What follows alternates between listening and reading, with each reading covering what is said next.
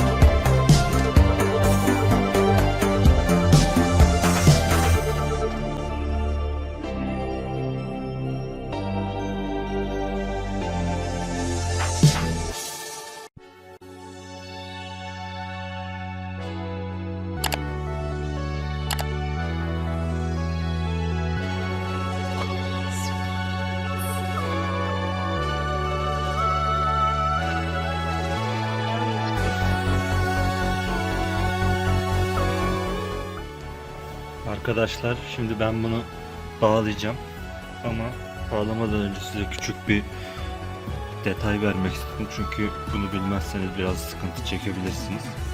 Ben bunun soketin iç kısmı arkadaşlar şöyle göstereyim. İç kısmı artı yaptım daha doğrusu. Yani genelde öyle yapılır. Şu içindeki yaylı kısımda eksi. Diğer erkek soket buraya girdikten sonra onun da dışı eksi, bunun içi artı oluyor. Onun için ben artıyı karıştırmamak için siyah çizgili olan kabloyu artı yaptım. Bu gelen hatta geçen hafta şu aydınlatma videomu çekmiştim. Şu alt kısmı aydınlatma video. Onu da şuradan almıştım. Eğer o videoyu izlerseniz bu bağlantıyla nasıl yaptığımı daha kolay anlarsınız. Kolçak aydınlatması yapmıştım şuradaki ampulden.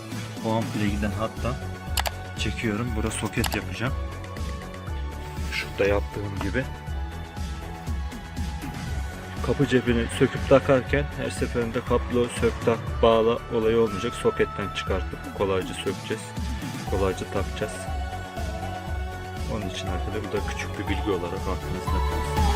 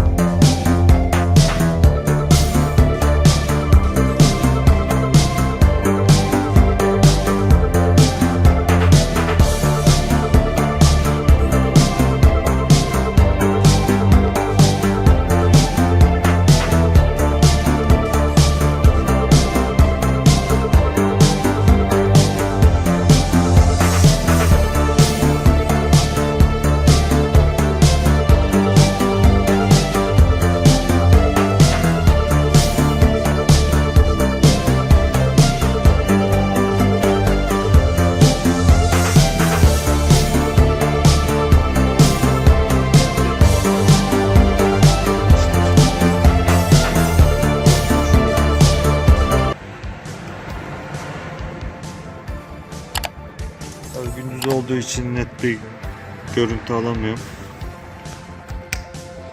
Şöyle burada ışık bu kadar ama gece de çekeceğim. Bu gündüz görünümü. Bir de paylaşmak istediğim bir şey var. Anlam veremediğim bir şekilde arkadaşlar soketler takınca çalışmadı. Eksi geçirmiyor desem ölçtüm ölçü aleti defalarca. Başka soket denedim. Direkt bağlamak zorunda kaldım. Sizin de çalışmazsa soketi aradan çıkartın yine. Sizin de başınıza gelebilir diye söylüyorum. Soket işlemi başarısız oldu. Direkt bağlamak zorunda kaldım.